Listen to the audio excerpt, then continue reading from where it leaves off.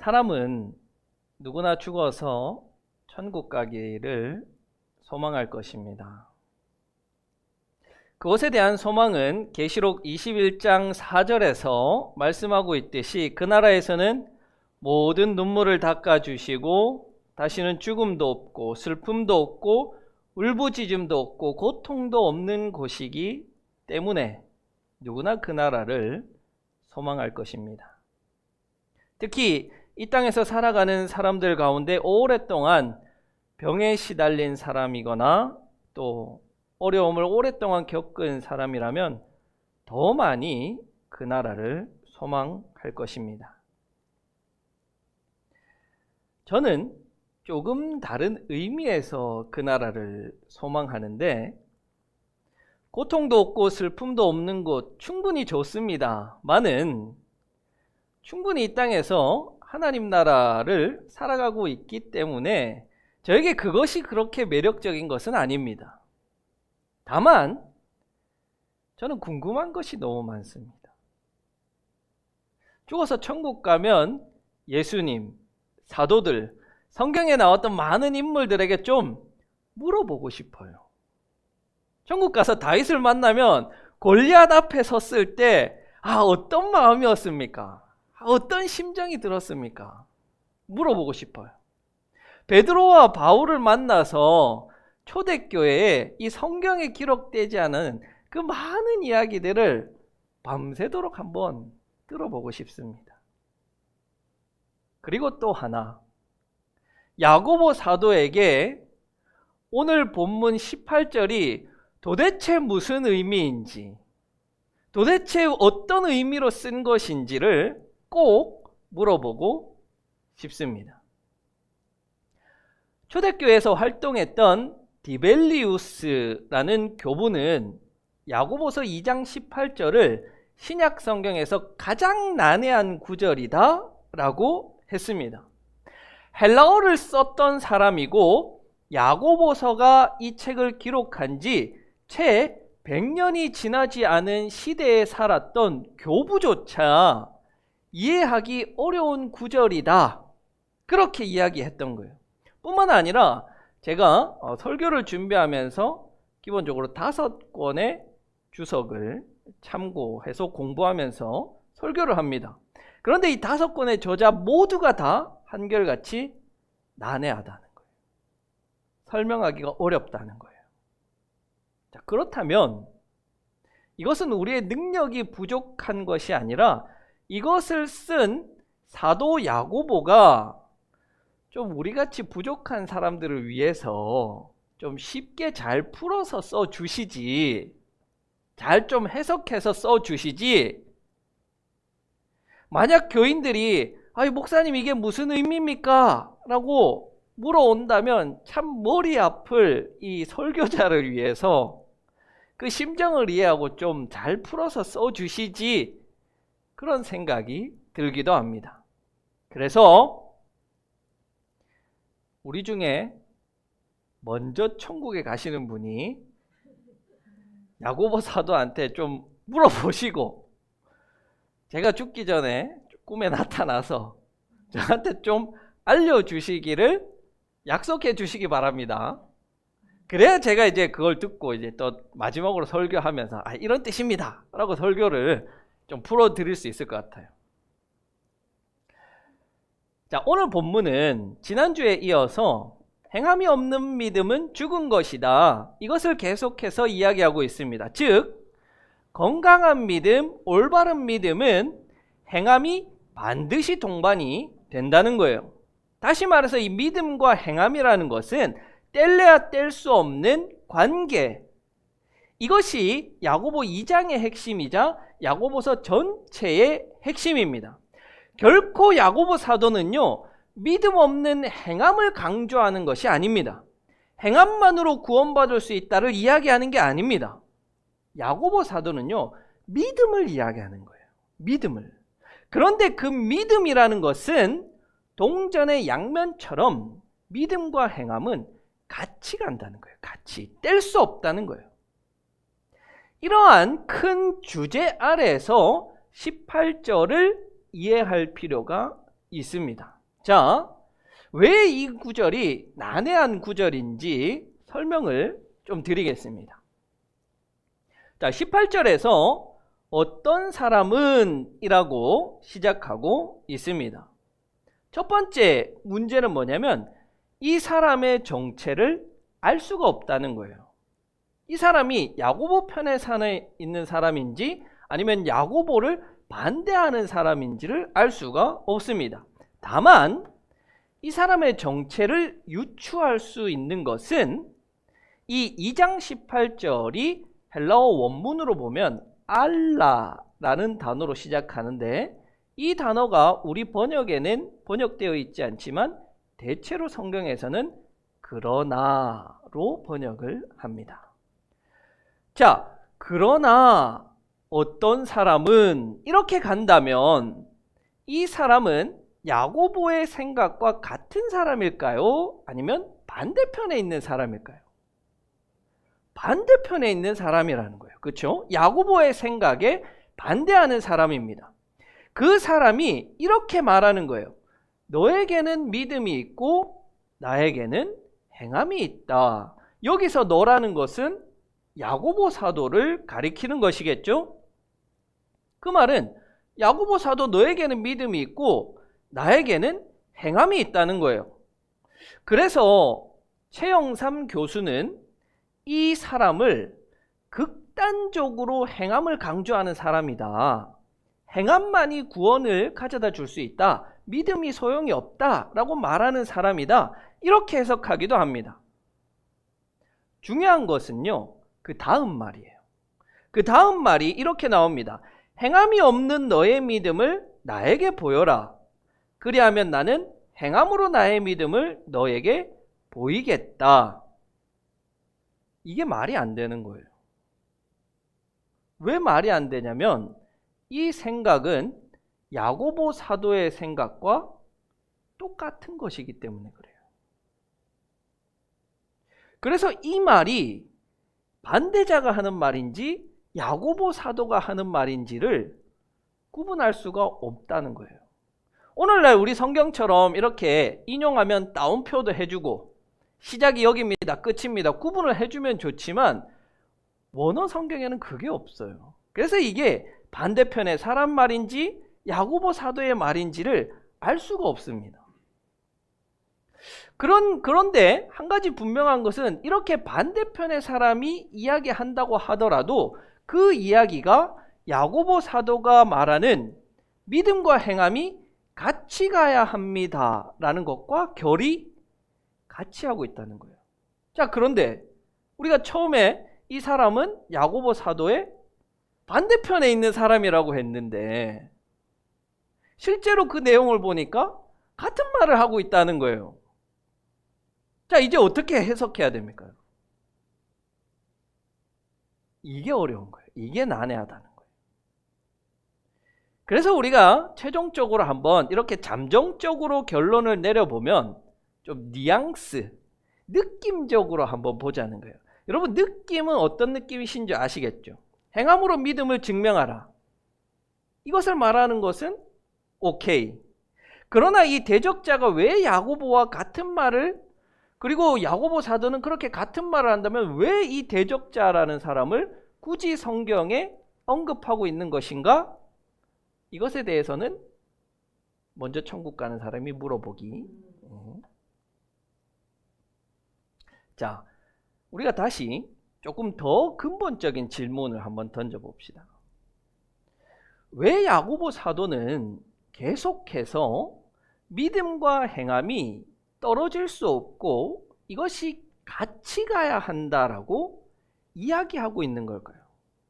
단순히 믿음과 행함은 하나입니다, 같이 하십시오, 이렇게 끝나는 게 아니라 수많은 예화들을 들면서 장황하게 믿음과 행함은 결합되어 있다, 뗄 수 없다라고 이야기하는 이유가 뭘까요? 그 이유는 바로 이 야고보서를 받는 교회에 어떤 사람 가운데 행함과 믿음이 떨어질 수 있다, 믿음이 행함 없이 존재할 수 있다라고 말하면서 분란을 일으키는 사람이 있었기 때문입니다. 그 사람은 어떻게 말하는 사람이냐면 19절입니다. 하나님께서 한 분이심을 믿고 있습니다. 이렇게 믿음과 행함이 떨어질 수 있다. 하나님을 믿기만 하면 된다라고 이야기하는 사람도 하나님을 믿는 사람이라는 거예요. 예수를 그리스도로 고백하는 사람이라는 겁니다. 아니, 그러면 됐잖아요. 하나님을 믿으면 됐고, 예수를 그리스도로 고백하면 됐고, 뭐가 문제예요?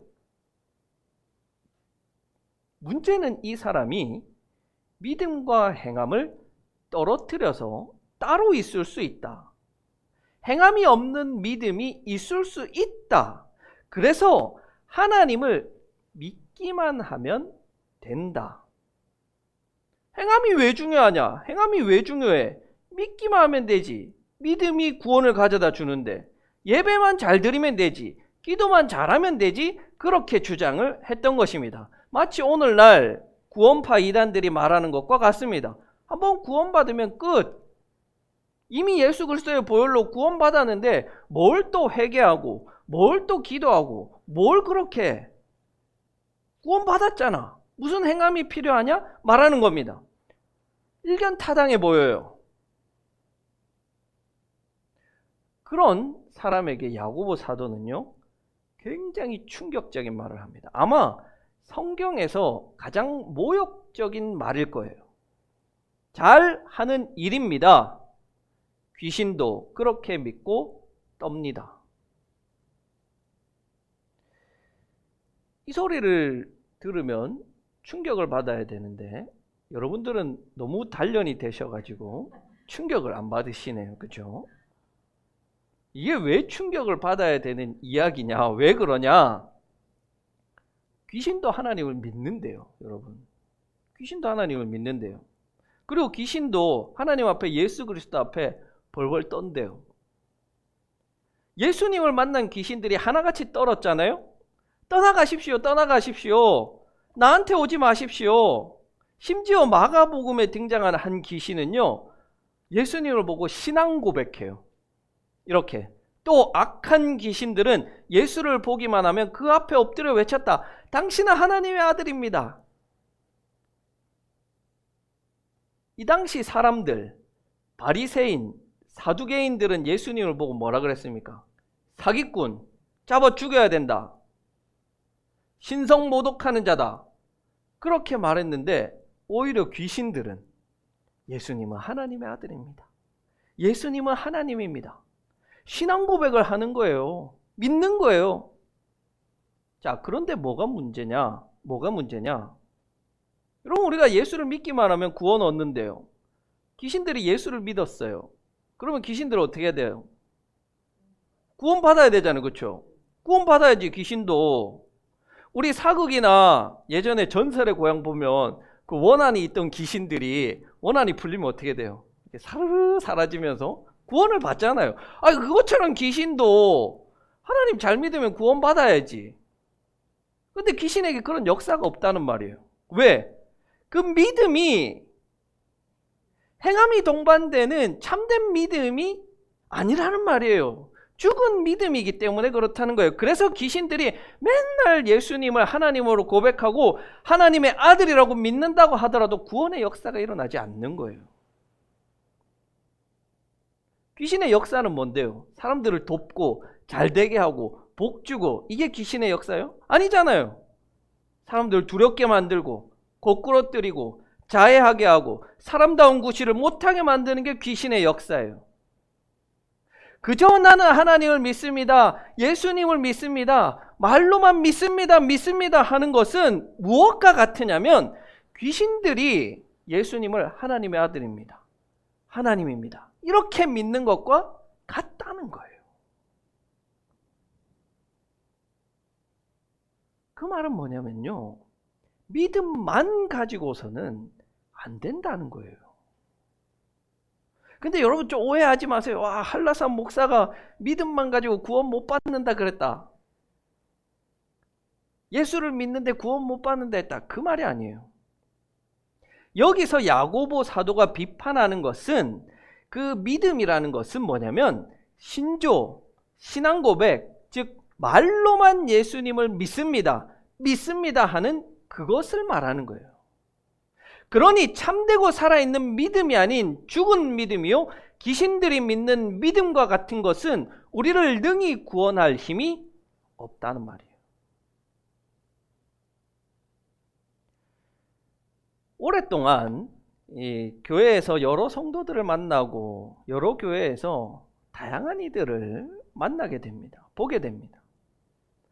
물론 우리 고상한 북삼 초대교회 성도들은 그런 죽은 믿음을 가지고 있는 분은 없는 줄로 압니다.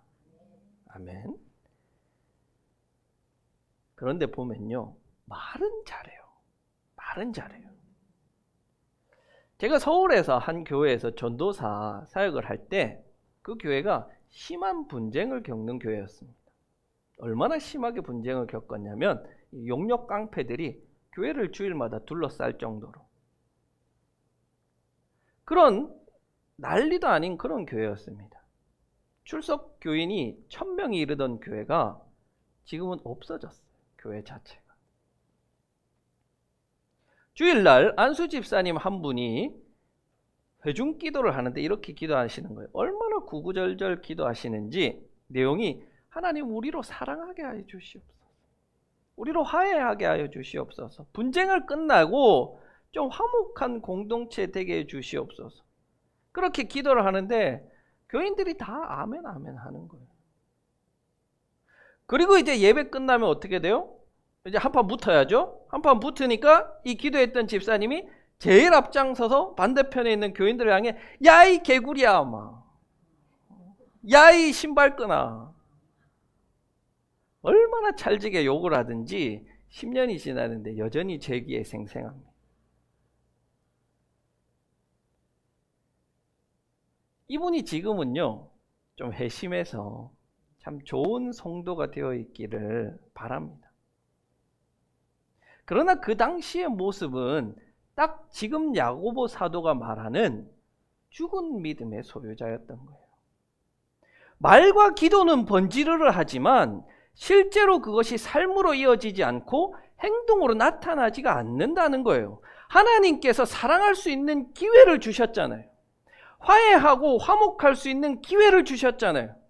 그러면 본인이 제일 앞장서서 욕할 것이 아니라 화목하고 화해하고 사랑하기 위한 제스처가 있어야 되는데 말로만 그렇게 하고 실제 상황이 닥쳤을 때는 행함이 없다는 말이에요.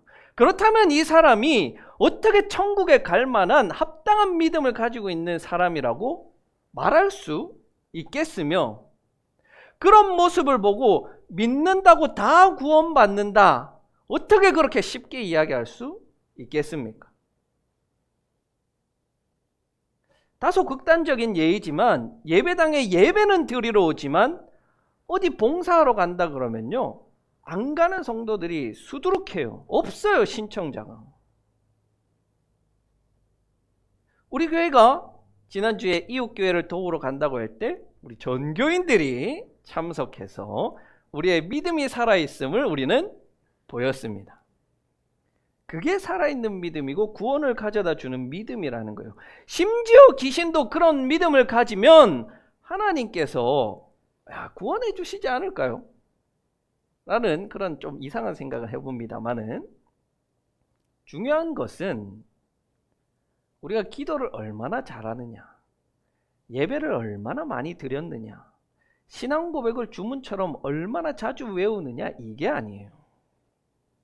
살아있는 믿음은 행위와 믿음이 분리되지 않는 이 참된 믿음을 가지는 것이 중요하다는 거예요. 자, 그것은 지금까지 이야기들은 우리의 입장에서 하는 것이고 하나님 입장은 어떨까요? 하나님 입장도 한번 들어봐야 되지 않겠습니까? 하나님은요 이사야 선지자를 향해서 죽은 믿음의 소유자들이 드리는 예배와 제사를 이렇게 표현하세요. 조금 긴데 천천히 제가 한번 읽어보겠습니다. 이사야 1장 11절에서 17절입니다. 주님께서 말씀하신다. 무엇하러 나에게 이 많은 재물을 바치느냐? 나는 이제 순양의 번제물과 살진 짐승의 기름기가 지겹고 나는 이제 수송아지와 어린 양과 수점소의 피도 싫다. 너희가 나의 앞에 보이러 오지만 누가 너희에게 그것을 요구하였느냐? 나의 뜰만 밟을 뿐이다. 다시는 헛된 재물을 가지고 오지 말아라. 다 쓸모없는 것들이다. 분향하는 것도 나에게는 역겹고 초하루와 안식일과 대회로 모이는 것도 참을 수가 없으며 거룩한 집회를 열어놓고 못된 짓도 함께하는 것을 내가 더 이상 견딜 수가 없다. 나는 정말로 너희의 초하루 행사와 정한 절기들이 싫다. 그것들은 오히려 나에게 짐이 될 뿐이다. 그것들을 짊어지기에 나는 너무 지쳤다. 너희가 팔을 벌려 기도한다 하더라도 나는 거들떠 보지 않겠다. 너희가 아무리 많이 기도한다 하여도 나는 듣지 않겠다. 너희의 손에는 피가 가득하다. 너희는 씻어라. 정결하게 하여라. 내가 보는 앞에서 너희의 악한 행실을 버려라. 악한 일을 그치고 옳은 일을 하는 것을 배워라. 정의를 찾아라. 억압받는 사람을 도와주어라. 고아의 송사를 변호하여 주고 과부의 송사를 변론하여 주어라. 하나님 마음이 느껴지십니까? 행함이 동반되는 참된 믿음이 없으면서 믿음이 있는 척하는 사람들의 그 무의미한 경건 행위에 하나님은 지쳐버렸다는 거예요. 참을 수가 없다는 거예요. 여러분 한 번이라도 그런 생각해 보셨습니까? 내가 드리는 이 예배가 하나님께 기쁨이 아니라 하나님께 짐이 되고 수고로움이고 역겹고 꼴도 보기 싫은 가식적인 행위가 될 수 있다는 것 말입니다. 죽은 믿음은요, 소용이 없는 게 아니라 해로운 거예요. 해로운 거예요. 자기에게도 이웃에게도 하나님에게도 해로운 거예요. 그러나 우리 가운데 누가 나는 그런 믿음의 소유자가 아닙니다라고 자신 있게 말할 수 있습니까? 누가 내가 드리는 예배는 하나님께서 기쁘게 받으실 만한 참된 예배입니다라고 자신할 수 있습니까? 누가 나의 삶은 하나님께서 인정하는 참된 믿음이라고 자신할 수 있습니까? 우리는 이 믿음의 문제 앞에서 진지하게 자신을 돌아봐야 합니다. 하나님께서 지치셨습니다. 죽은 믿음의 사람들이 드리는 예배와 예물과 기도를 듣기에 지쳤고 그것이 하나님께는 수고로운 짐이 될 뿐입니다. 하나님은 영광과 존귀와 찬양을 받으시기에 합당하신 분이시지 인간의 그런 무의미한 종교 행위 따위를 받으실 분이 아니십니다. 오늘 우리가 예배를 잘 드렸다면 그 예배가 하나님 받으실 만한 예배가 되도록 삶으로 이 예배를 증명해 내십시오. 오늘 열심히 우리가 기도했다면 그 기도에 하나님 응답하시도록 그 기도를 삶으로 살아내십시오.